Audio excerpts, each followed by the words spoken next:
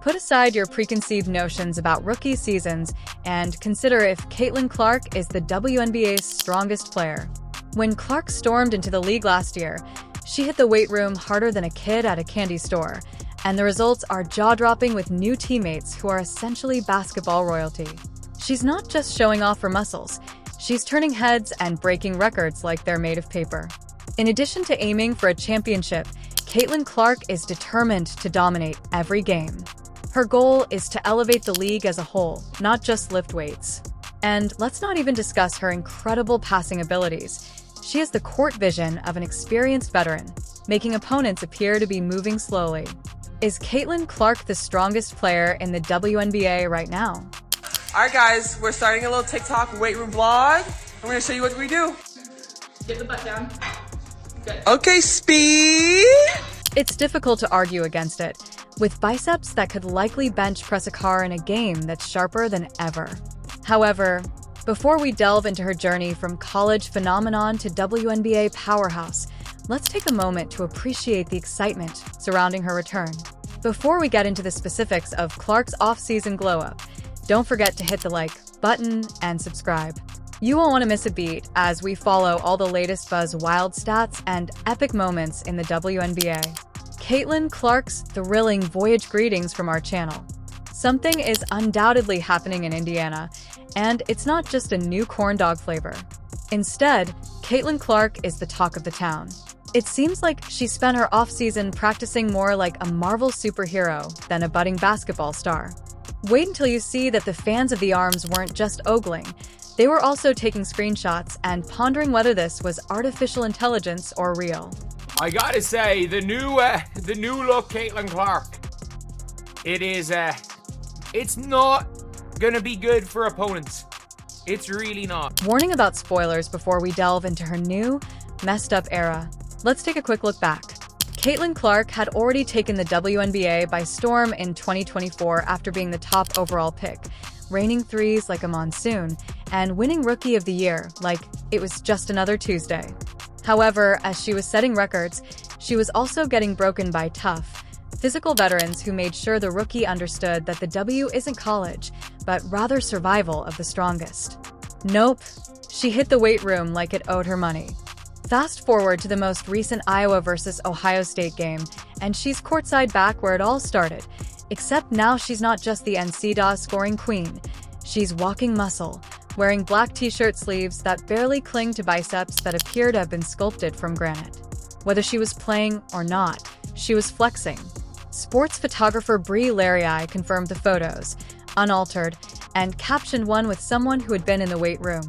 Look at how much bigger she's gotten. Like, yeah, Stephanie White saying Caitlin Clark's gotten stronger. Yeah.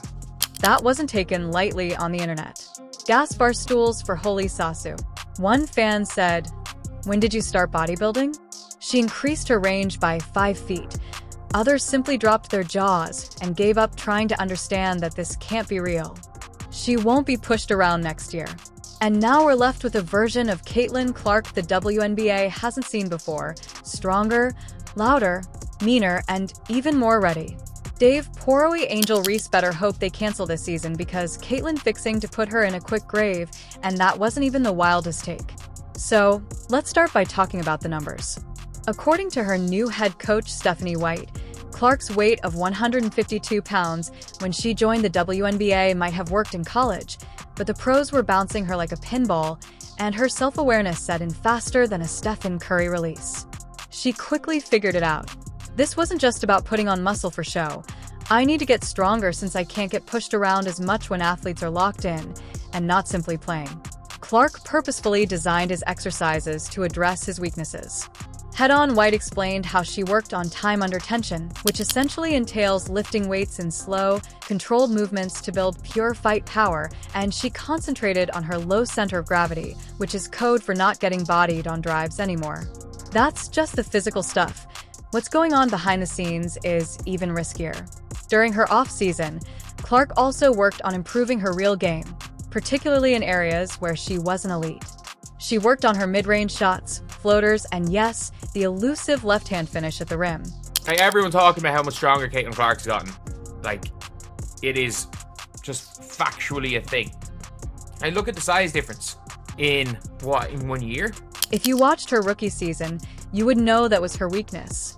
The Fever even shared a video of her making left-handed layups as if she were on a mission, and perhaps she is, as despite all of her individual accomplishments in 2024, she was the league leader in assists with 8.4 assists per game and 337 assists overall, defeating Alyssa Thomas by a full 20 dimes. The Indiana Fever still lost in the first round of the playoffs to the Connecticut Sun, which only fueled an already raging fire. The Fever did what any team with a generational star does. They go all out. Joining Clark for the 2025 season is WNBA royalty Dananna Boner. They added Brianna Turner, who happens to be Angel Reese's former teammate and with whom Clark has had a heated on-court rivalry since college. This season is beginning to feel less like basketball and more like a 12-part HBO drama, and we haven't even discussed her quarterback moment when asked during a segment on Eli Manning's show what NFL positions she would play. She didn't flinch quarterback, no hesitation, no second-guessing, and honestly it tracks that she led the league in assists and displayed the kind of court vision that would make Peyton Manning proud, speaking of whom she grew up a Colts fan in Iowa. Both Patrick Mahomes and Python were admired by Clark. Her passing game features more than a few Mahomes flare off-balance crossbody sidearm dimes that thread the needle like a Sunday spiral, but it was her Papa Shot loss. Yes, she played against Eli Manning in the classic arcade game during Super Bowl week in New Orleans and got smoked in the end. That garnered the most media attention recently. Manning 76, Clark number 51 as the video quickly went viral. She laughed and said, "I told you I'm bad at Papa Shot." However, Manning acknowledged that he had been practicing all week, and remember that Papa Shot is a speed game rather than a skills competition. Clark still got the three-point range, even if she can't beat a retired NFL quarterback in a carnival game, so if you're trying to connect the dots between Clark's off-court antics, her boulder-sized biceps, and the new wave of energy hitting Indianapolis, you're not wrong to be curious.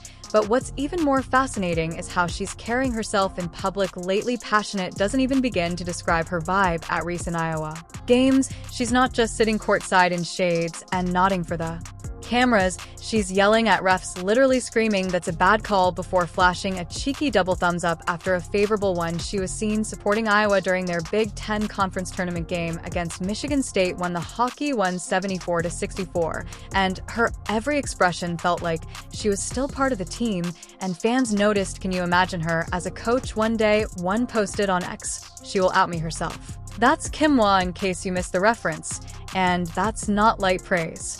Hwa is really intense. However, Clark's fire isn't just performance-based. It stems from her 4 incredible years at Iowa, where she rewrote the NCAA record books. In her senior season, Hockey went 34-5, and Clark broke records in the recreation department as if it were her hobby. She scored 3,951 points in her career, which made her the all-time leading scorer in NCAA Division Lawman basketball history. Yes, both men's and women's, and twice won National Player of the Year. Courtside, it's about legacy, not attention. She left a part of herself there, and she's still watching it develop. Let's take a moment to zoom out. Caitlin Clark changed rather than simply gaining weight. I think we could tell in December that obviously Caitlin Clark was going out of her way to try to put on some mass, some bulk. This is Clark 2.0, who has grown up, become more mentally sharp, become technically proficient, is surrounded by champions, and is still the face of a franchise and a league that is counting on her to continue making history. She is no longer the college phenom who could score from the logo, but had to dance around physical defenders. On May 17th, everything starts anew. Sky against Fever at Gainbridge Fieldhouse. Just wait until a left-handed, biceps-flexing, quarterback-minded Caitlin Clark returns to the court. If you thought last season was incredible, She got physically mauled at times. She may be thinking, look, if they're not going to call these flagrant fouls and they're going to let everybody in the league beat the crap out of me, I better do something to put on some mass to protect myself. Do you believe Caitlin Clark's summer transformation will be sufficient to establish her as the WNBA's new face? Or do you think she'll encounter some unforeseen obstacles? If not, simply wait till tip-off, and that's it. What do you think her new teammates will do to her game? And honestly, what do you like best about her new appearance? If you liked this video, please hit the like button and subscribe to receive updates on all the most recent WNBA drama highlights and observations. I also welcome your feedback in the comments section. Believe me, this season is only beginning, and there will be many more. I hope to see you all at the next one.